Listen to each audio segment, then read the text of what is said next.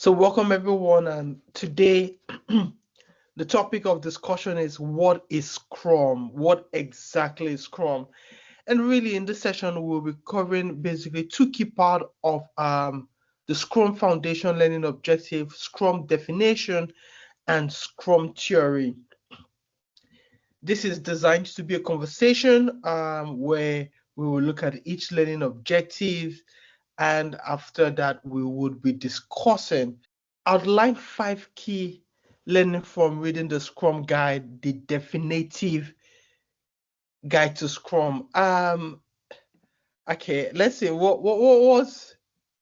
So for me, my key takeaway from the Scrum Guide. Can you hear me? Yes. Yes, I can. Okay, so first of all, the Scrum Guidelines seeks to offer a definition for Scrum. Of course, there's no Scrum. The definition of Scrum allows for interpretation and adaptive adoption. It gives you a framework for iterative and incremental practices, something that can be scaled across different departments or teams. It highlights the principles that are needed to create an environment that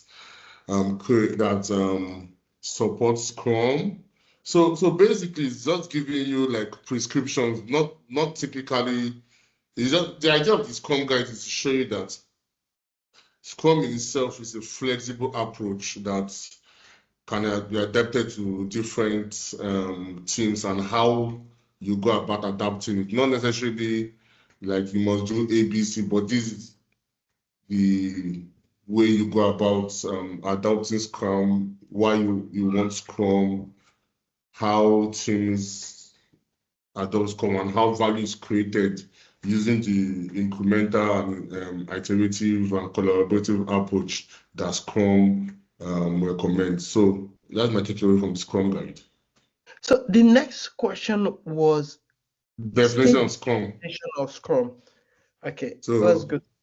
Scrum is a lightweight agile framework that helps teams, people, and organizations generate value through adaptive solutions. And Scrum is used for complex problems or innovative problems with high uncertainties. Okay, I think honestly this very much aligns. Actually, let's see. Yes, yeah, actually, spot on, bang on, exactly the same as the Scrum Guide, which is what we want. Okay, and then the next one. Just some explanation around it. So the next question is identify the key requirements of Scrum. So yes. Okay, no. Okay, so you even had an addition. Oh, so please walk through the slide. The additional slide, right? Yes. So it was still explaining what I was explaining before. That the Scrum framework was designed to be purposely incomplete so that it can be, it's an adaptive framework. So it's always been improved. So like I said, instead of as opposed to giving like prescriptions to do ABC, Scrum guides you in how relationship and interaction should be built. So it's just an explanation further of the definition. Okay, we'll come back to this because like I think there's a broad conversation on this. So let us keep going. I do concur with this because I want to come to the what, so what, and now what. Okay, so the next one was identify the requirements of Scrum. Okay, so for me, why would you adopt Scrum, right? You adopt Scrum if you have like a project or... No. What is the requirement? This learning objective, let's go back to this. The learning objective is to identify the requirements of Scrum. Okay. So yeah. So now we're talking about what is required for something, let's just say for something to be called Scrum. Is it for something to be called Scrum or for when you use Scrum? Okay. Because the way I said it's for when you use Scrum, when you have an high uncertainty project, you have a complex problem, you need faster value delivery, and that I saw You need Okay. cross-functional leads, and of course, there's no Let's, clear.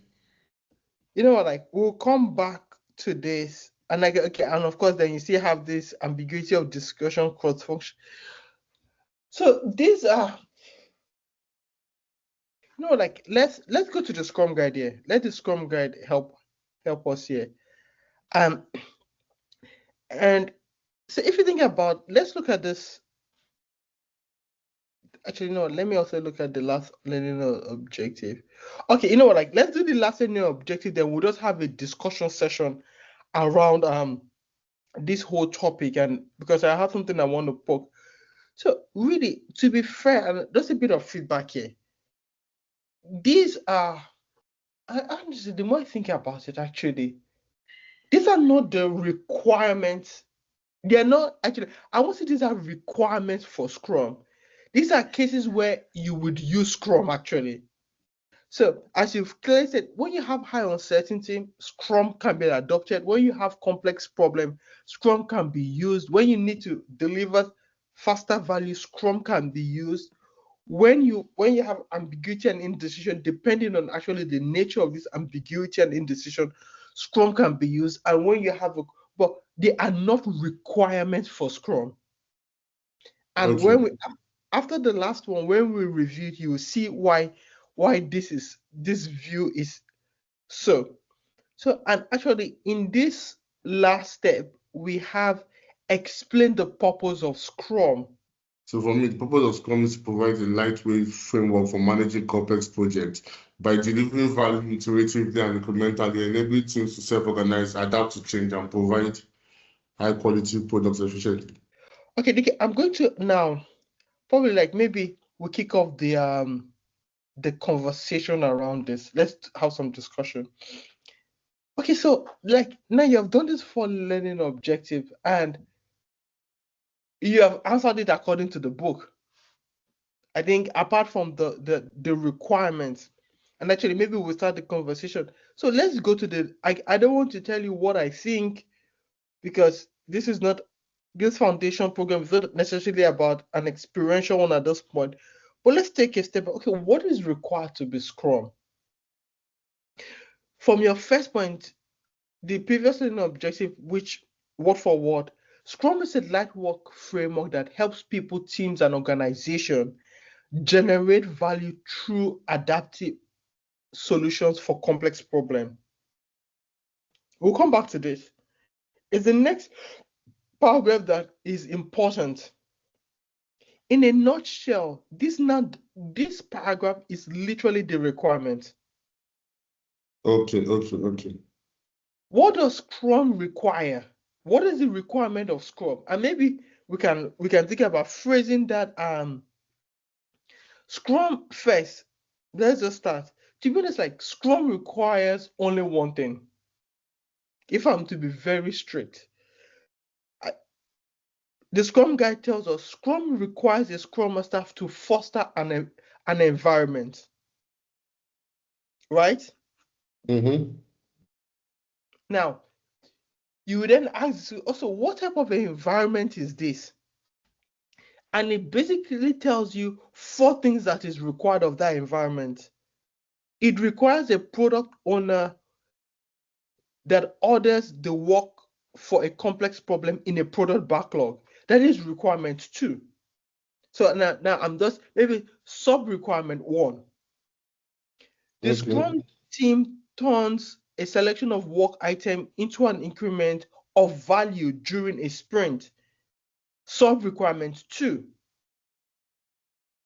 The Scrum team and its stakeholders inspect the results and adjust for the next sprint. Sub requirement 3.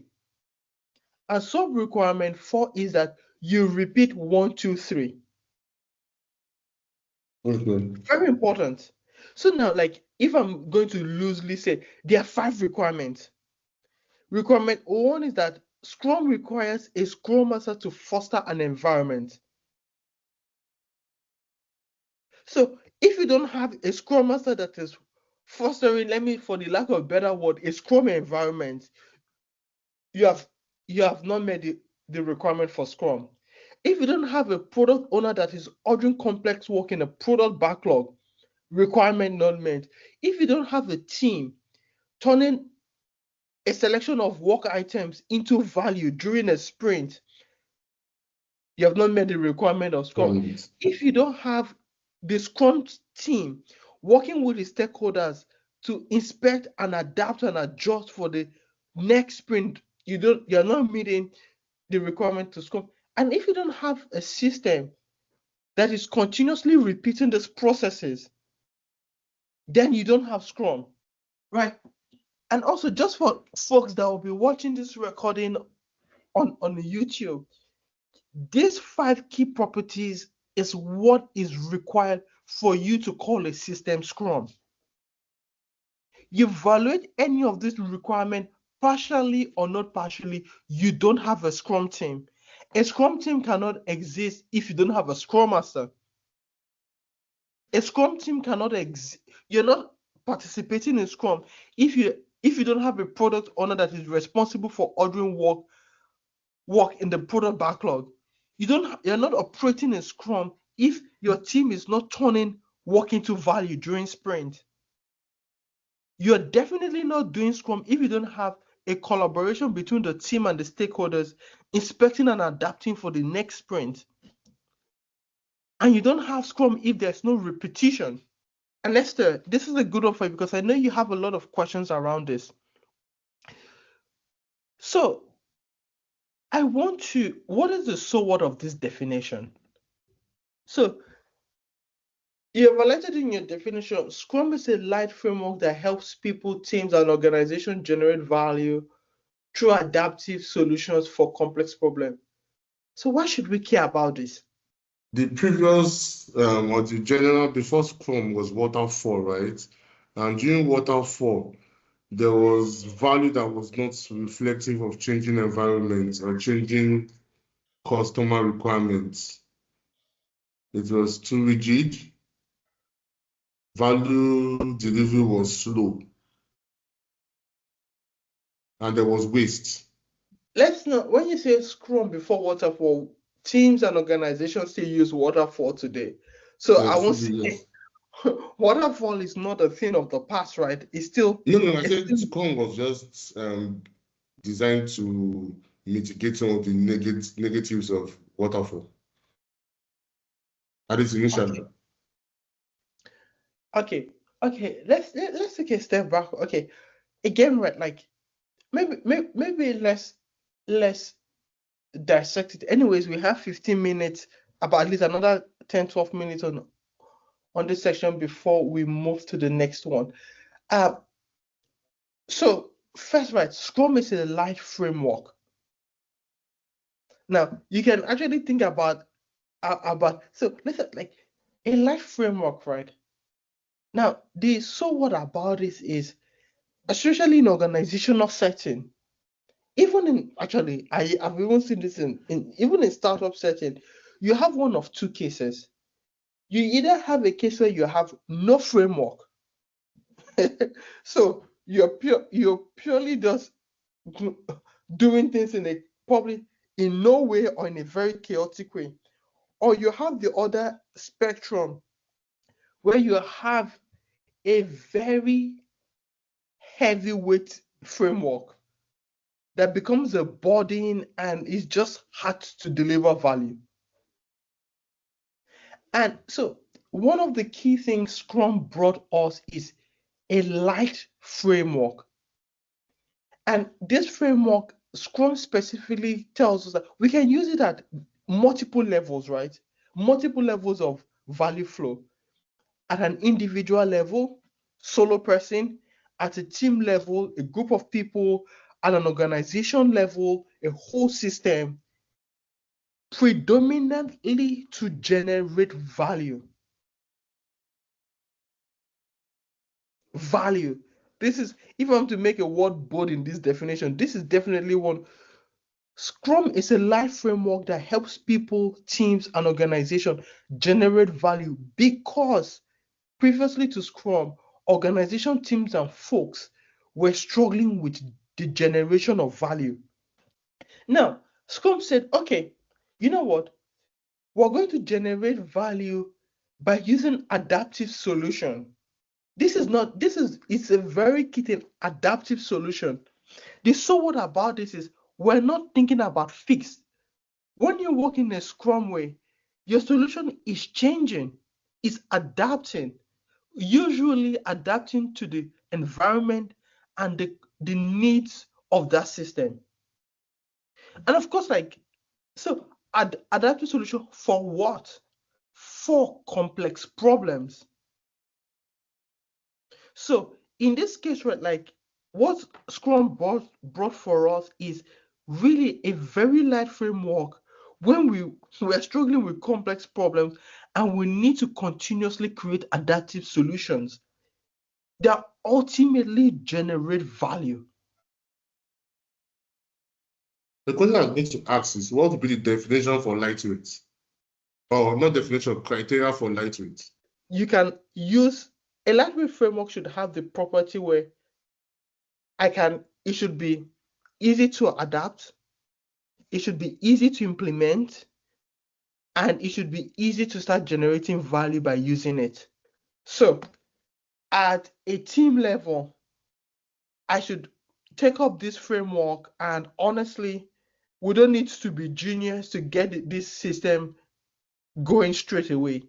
It's lightweight, it's easy to use, it's cost efficient. Like it's not, you don't have to go through 1,000 hours of learning. It's lightweight. So they get like in the ideal world, a lightweight framework, you should be able to start using it now. You and your team should be able to start using it now. It's lightweight, it's easy to learn. When you read this guide, what were the key lessons? What were the key lessons? Because I think it's the key lessons can be as you've pointed out. Let's go back to your slide deck, right? It's one where you said, okay, establish the essence of Scrum to make Scrum. I think you meant make Scrum teams provide a framework for developing. But these are good. But what does it mean to Esther? What does it mean to IT data? What does it mean to swap? Like again, in this context, you as the doer, what does it mean to you? Now, of course, like these are key takeaways, but further reflection, like, okay, back to your question, okay, Scrum is a light framework. Does it mean I can start using Scrum ASAP?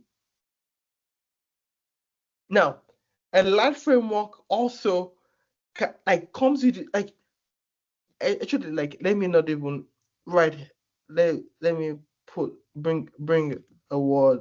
There's a word I like about. So the Scrum framework is purposely light because we have that, but also is purposely incomplete. So depending on your context, there might things you might add to this. So on your reflection, when you take this aside, okay, what are the things I need to incorporate into my Scrum to actually, I'm a very value first agent, so that you generate value more effective, more efficient, and more predictable, or more adaptable, actually, because Scrum is adaptability. Again, right, I really want to stress this in our conversation, these 5 requirements. This is what is required for Scrum to be Scrum. We know that the Scrum framework is free and offer blah blah blah. It's immutable. What does that mean? You can't change its properties. You can add to it as you have seen, but you cannot remove. Once you remove from it, it no longer becomes Scrum. You say, while implementing other part of Scrum is possible, the result is not Scrum. Scrum exists only in its entirety and functions well as a container for other techniques and methodologies and practices. So really, because of these immutable properties of Scrum, the moment we evaluate any of its requirements, any, is no longer Scrum. So think about it. This is And as you practice Scrum, as you go about practicing Scrum, this is a very important thing that you have at the back of your mind. Now, again, right, back to the question about light framework. Okay, yes, okay, you need a Scrum Master, you need a product owner, you need a Scrum team, and you need a stakeholders. We go back in the further in the learning objective, the definition of each of these roles. So really, right, and our accountabilities actually more the right languages of these accountabilities. But now, if you think about in the context of other delivery framework strategy methodologies, you want to say this is relative. So an alternative to what might be considered that a heavy framework might be something like SAFe. That is you have way more processes, way more structures, way more responsibility. That relative to Scrum is actually a heavy framework, a heavyweight framework. I was going to ask a question briefly. Yes. Right. You said that this is at the basics and you cannot add to it, right? No, you can add to it, but you can't take away. You can add, but you cannot subtract. You can't subtract, yes. So if you want to do Scrum. Yes. Imagine you had a Scrum, right? How do you, when you adjust this environment so that you have this, so imagine you had this and somebody created other aspects to add to this. What do you mean? Let's be specific. Of course, I don't want, that's the question. I'm just trying to. Yeah. Whatever hypothetical case, like if so hypothetically, what I'm trying to say is how does Scrum. So okay, let me make it easy. I think. Okay, so for example, right, we have what they call like your sprints, right? And you have like the length of a sprint is not fixed, right? Yes. So someone says the sprint is now 6 months. Because No. Let's be careful here. Okay. Let's be careful here. The Scrum Guide tells you what it is. We don't need to create. A sprint is a fixed length of event 1 month or less. Scrum tells you cannot have a 6-month sprint. It's like, so that's the thing. Like, these are the minimalistic rule of Scrum. If you want to do a 6-month sprint, then you are not doing Scrum according to the definition of the Scrum Guide. You might call whatever you're doing Scrum, but it is not Scrum. So to some extent, Scrum is right. So Scrum is not telling you that we don't have any rules in Scrum. We do have rules in Scrum. That was what I was trying to figure out. But we have said that these are the. So think about it. Scrum has the minimal set of rules. Like ceilings, it gives you like a range to play with. Exactly. Okay, I get. But if you remove out of that, it's just like saying like now, if you have a 6-month sprint, by definition, you are no more doing Scrum actually. Okay. Now, I just wanted you can abuse that word, which we have seen in the industry. You can abuse that word that was Scrumming, but you're actually not. Okay, makes sense. And this is why we're doing this learning session, so that you at least know what is Scrum as is defined. And that's why the role of a Scrum Master is to establish Scrum as defined by the Scrum Guide, because there are a lot of noise out there.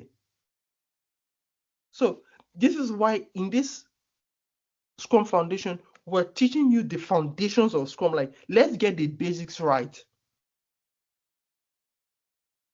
Now, you can be a Scrum team, and part of in your environment, you can add OKRs. That is fine, as long as you're still keeping the rules of Scrum. Yes, you can be a Scrum team working with OKRs. You can be a Scrum team working with a business model canvas. You can be a Scrum team working with persona designs. Like, Scrum is not restricting you. Whatever gives your whole system completeness, please add to Scrum. But the moment you remove from Scrum, or you violate one of its rules, then you're no more doing Scrum. And I want to be careful. You can be an agile team that doesn't necessarily use Scrum. Like, Scrum is not mandatory. For You must Agile. not use Scrum, but if you use Scrum, use it according to its rules. And of course, please, if you have further questions, always drop them in our chat. Let's go. I'm just conscious now we have crossed the half-hour mark. Let's go to the next learning group, which is the Scrum Theory.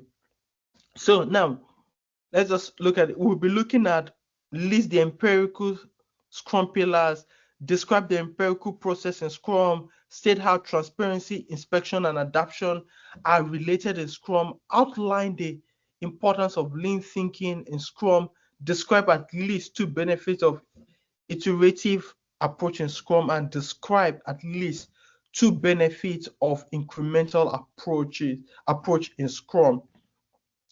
Okay, so let's just show that now. Let's just go. So Okay, so three. yes, list the empirical Scrum pillars. That's the first one. So it's transparency, inspection, and adaptation.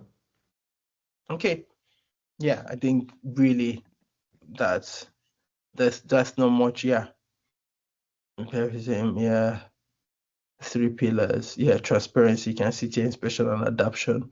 Actually, yes, you can even sit. Yes, this even work.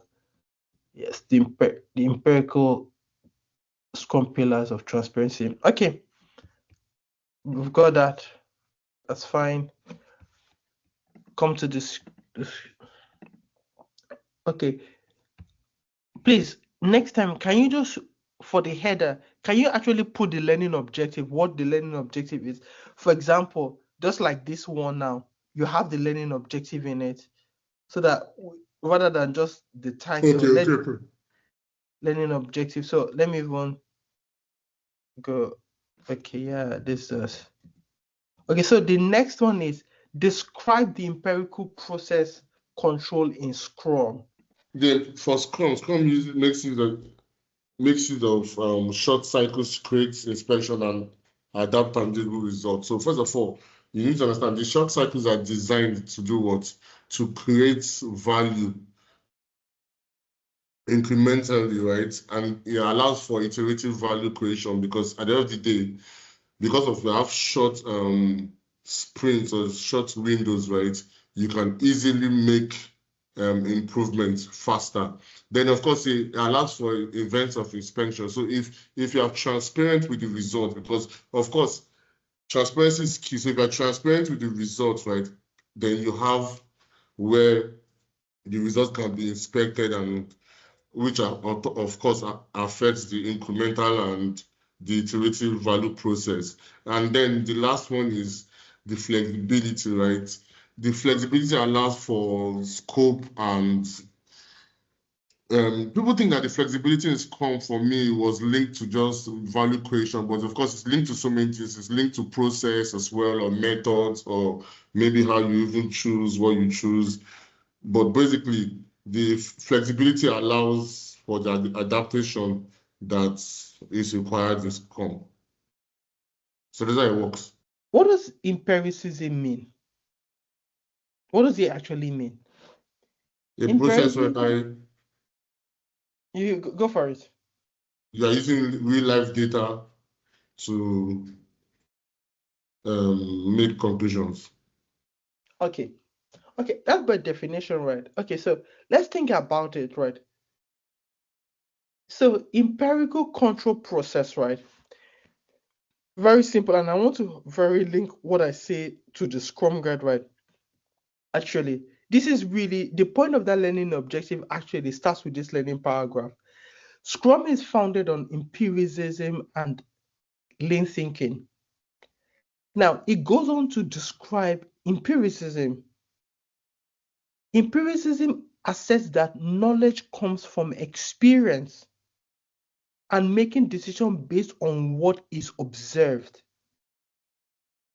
So Scrum gives you a process that is basically, in essence, what that empirical control process is that you have a control process that is based on learning from experience and making decisions from what is observed.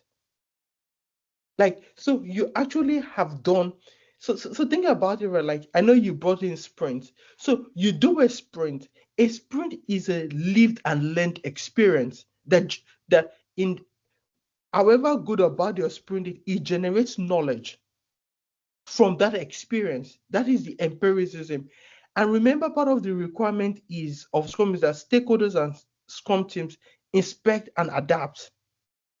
So based on that experience and the learning from that experience, we make decisions for the future. So that control mechanism is the empirical control process in Scrum. Now, I really think, right, like these three paragraphs is very loaded, because now you can then argue, like, to implement this empirical process control, you need two things. You need an iterative approach and incremental approach, which is further down this learning objective. So we can have this discussion and we can come back to it. So think about it. Okay, for me to learn from experience, I have to do something iteratively and incrementally. So you are actually in Scrum, because you are learning from experience, you are actually building value incrementally. And depending on how you want to design iterative, there are two dimensions, but let me just come to the first dimension. At least let's assume that your sprint is every 2 weeks. That is, on one level, iteration. Okay, every 2 weeks we're doing this piece of work. What are we learning and what is the knowledge? And of course, you can think about value from that point of view. You're repeating a set of value continuously. Now, okay, let's give it a simplistic example. Every week we meet to learn. That is an iteration, one iteration of learning. And as you repeat this iteration, right, we should experience incremental knowledge value. That is why, okay, so now what does that mean? Not to me. Iteration 1, we learned about agile ways of working and the history of Scrum. Iteration 2, now we're adding to this knowledge, which is now making it incremental. So part of this first iteration, we learned about Scrum definition. Now we're then going into Scrum theory. We're adding to it. So even in this process, now we have the property that is empirical, like, where we're learning from experience via iteration and incrementally. Now, again, another dimension of iteration is literally repeating the same thing continuously over and over and over and again. But if you think about it, we can continue doing, create every week. We'll spend 1 hour on the Scrum definition. And by just repeating that continuously, you will probably learn more about Scrum definition. Might not necessarily be incremental. I think after a time it plateaus. But so in our experiential learning or empiricism, Scrum has told us, like, okay, there are two tools here. There are two approaches. Let me use approaches: iterative approach and incremental approach. Now, okay, so when you apply this in an empirical setting, what should I see? What should I observe? Let me use the word. What should I experience? You should experience the optimization of predictability, and you should control your risks better. Again, back to the empirical control process. So it's controlling the risks you experience, and you should get better at predicting your value delivery. Because anyways, you're continuously learning from what you're experiencing, right? So you should get better at generating value and get better at managing your risks. Yes, I agree with that. And so that is the empirical process control.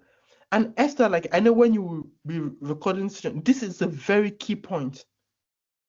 The empirical process control of Scrum is, I can, depending on the context, I can argue this is the most important value of Scrum actually.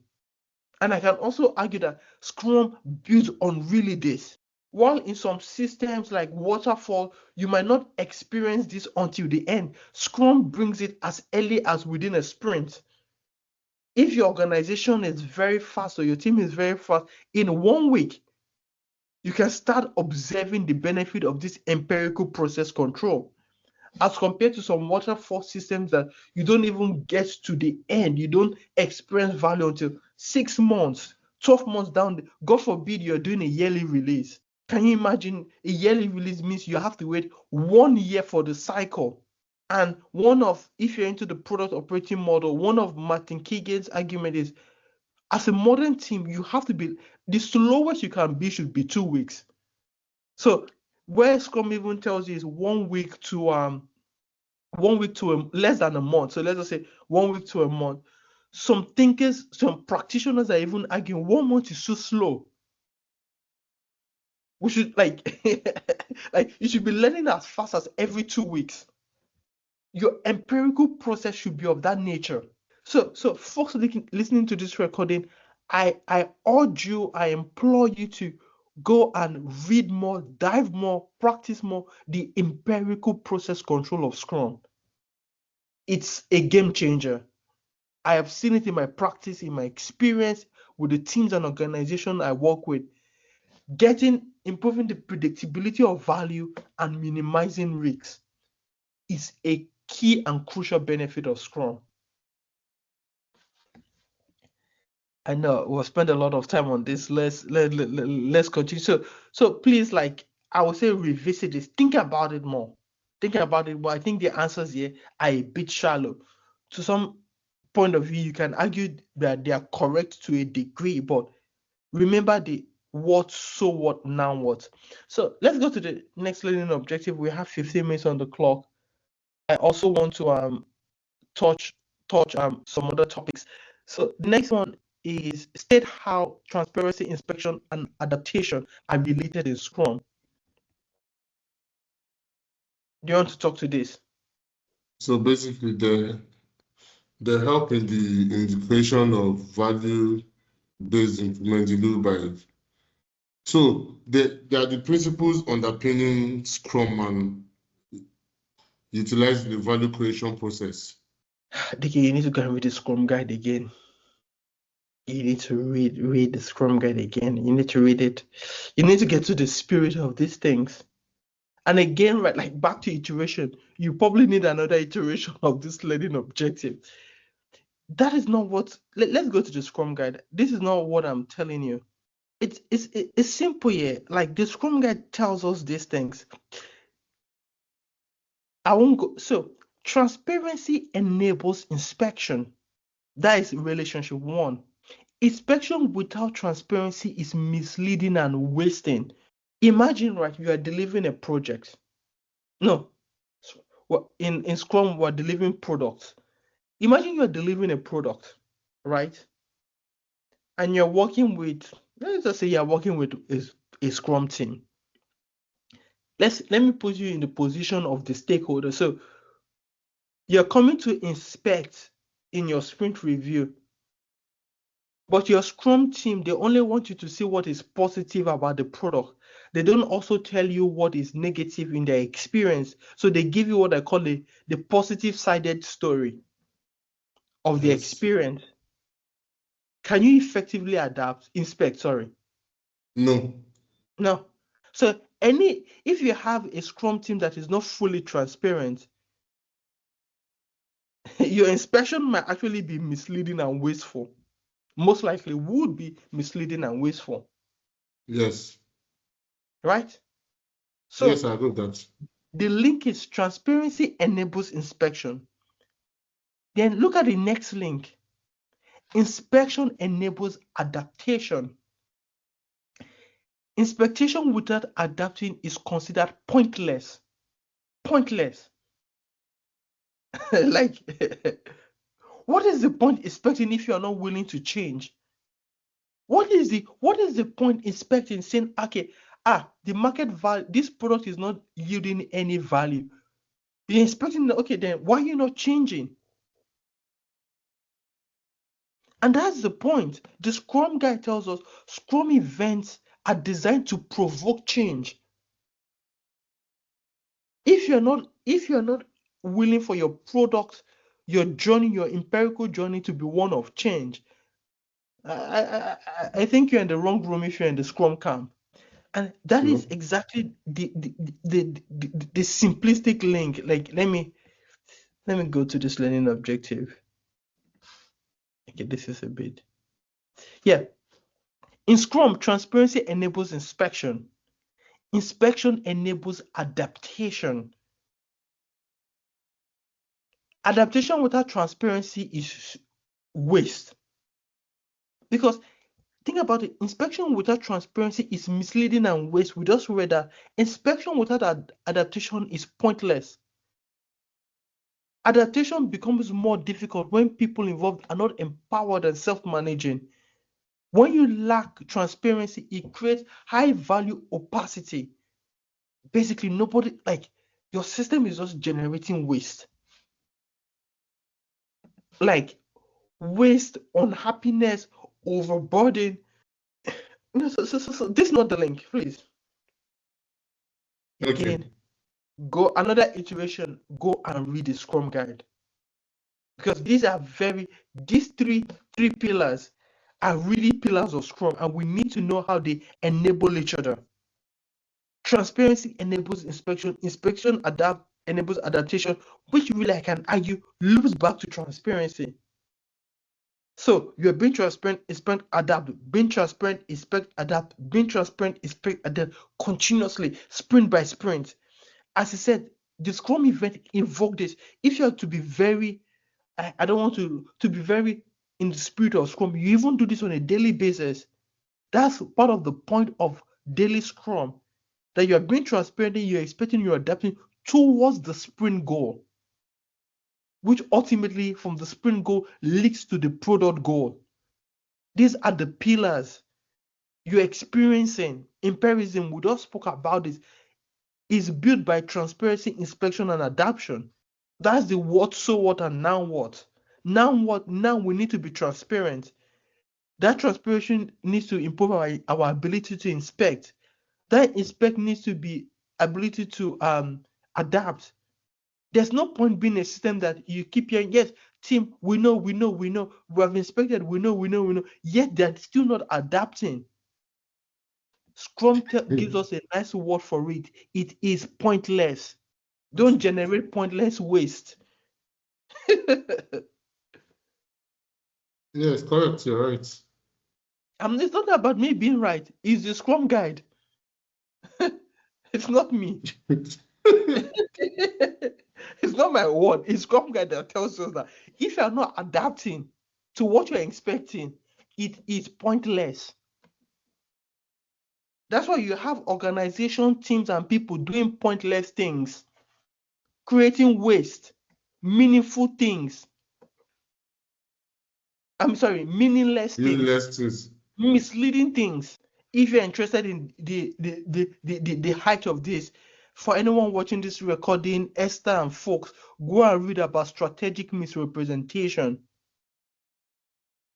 where teams deliberately don't tell you the full truth, organizations don't tell you the full truth because they want you to have a picture that is desirable.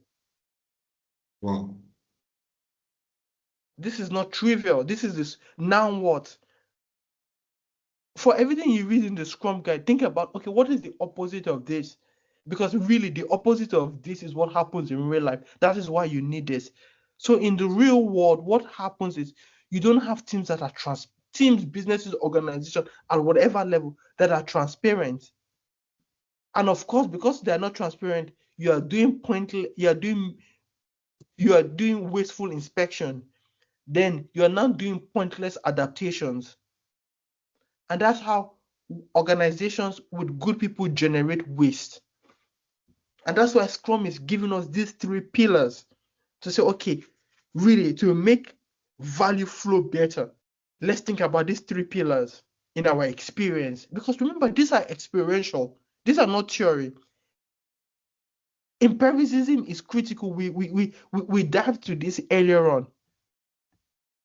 Team, we can go on and on about this. Let's just quickly eyeball the next one. Again, the next learning objective we talk about is Lean thinking. outline the importance of lean thinking in Scrum. It should be a simple one. What did he say? I said Scrum is built on lean thinking and using lean focus on flow and customer value to enhance its iterative cycles for continuous improvement.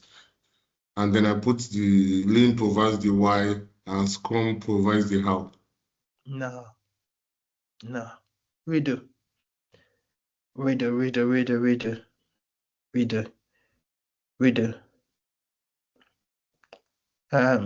Honestly, maybe there's some coaching, there's some gap in coaching here.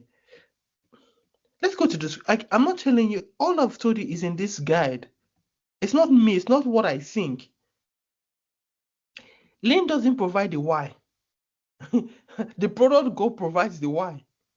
Lean thinking reduces waste and focuses on the essential. That is really right, like the point of that learning objective. As a Scrum team, you're adapting lean thinking because you want to do two things. Organizations, teams, and people produce a lot of waste. They don't focus on what is important. They don't. That's why your Scrum team is adopting lean thinking, because they want to reduce waste. And remember, right, we know one way these teams create waste is by not being transparent, right? Because then they inspect without transparency, which is misleading and wasteful. We know that. Lean thinking is two things, and focus on the essential.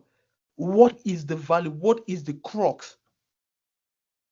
We're running a sprint. What is the sprint goal? What is essential for this sprint to be meaningful and valuable to our customers? Teams don't magically focus on the essential. Lean thinking helps them. Please reread this guide. And folks watching it, if you are still not getting this, reread this guide. Read it again, understand it. It takes years to really gain some sense of mastery. Scrum is helping you cut out through the BS and the noise in your system. Let's focus on what is important for our customers now and deliver it. No waste. No messing around. Wow, time flies when you're doing meaningful work. 3 minutes on the clock. So benefit of iterative approach. Let's hit the first two. Risk management, adaptability, and flexibility, faster value delivery. Okay, and let's go to the next one. Okay, you just listed more. Incremental. Okay, so faster value delivery, risk mitigation, increased transparency. I won't argue with I won't. I think again, see, this is the point of this learn session, right? Like the point of this learn session is for us to come and learn. I will say from these answers you have given, well done for attempting. But again, back to Scrum, iteration and incremental. I actually think this is probably outside the scope for this learn session, for this series, but it might actually even be what you just sitting down to really understand this guide. Really, because the answers here are very almost what I would call, I Googled this is what Google has said, let me put it here. No, you really have to deep think these things. Incremental. What does it mean to be incremental? Okay, our customers are saying, okay, we have delivered value A, is now A plus B plus C, all working together. They are getting a richer experiment. Incremental. Iteration means, okay, every iteration, every cycle, they're experiencing value. So you can see their heartbeat there. Every 2 weeks, value is dropping, and is also growing. What does that mean? Happier customers, more satisfied teams, gaining more market share as a business, increasing at least your customer satisfaction. Please deep think these things. Why Like when there's no incremental, what it means is, of course, like your value is declining. Because what was awesome yesterday, today is basic. If you think about it, a phone with a good camera was once, wow, iPhone camera, oh my God, you can take realistic pictures. Now the customers expect that of you. If you're a phone maker with a good camera, it's not like that's basic. So team, please, like these learning objectives, they're designed to be simple. Let me use Scrum word, lightweight. Lightweight objective doesn't mean they are still within that some thinking, analysis, understanding to be done. I know today we have done the what exactly is Scrum, from the definition to the Please, Esther, DK, and folks listening to this recording, go back and deep think these things. What does it really mean? And I really want to end this session on this note. The requirement for Scrum. Please, if you evaluate any of these requirements, you are not doing Scrum. And I really want you to do Scrum properly. Scrum requires a Scrum Master to foster an environment, a product owner that others work for complex problem in a product backlog, a Scrum team that turns selection of work into increment value during a sprint. The Scrum team and his stakeholders inspect the result, adjust for the next sprint, and repeat, repeat. We learn this in our empiricism and the process control and in the Scrum theory. So thank you, team. In our next session, we will be discussing the Scrum team and Scrum values. Scrum team and Scrum values. So please, you don't want to miss that session. Same time next week, Saturday, 10 o'clock GMT, we'll be syncing up to further deepening our learning of Scrum. So thank you everyone for this session. Actually, just before we close this call, any question? No. Okay. Thank you very much, everyone. If you have any question by watching the recording, message us on the channel that you've seen this video on YouTube. You can just drop a comment, and one of us would be happy to respond to your question. Be amazing, keep scrumming, keep delivering value.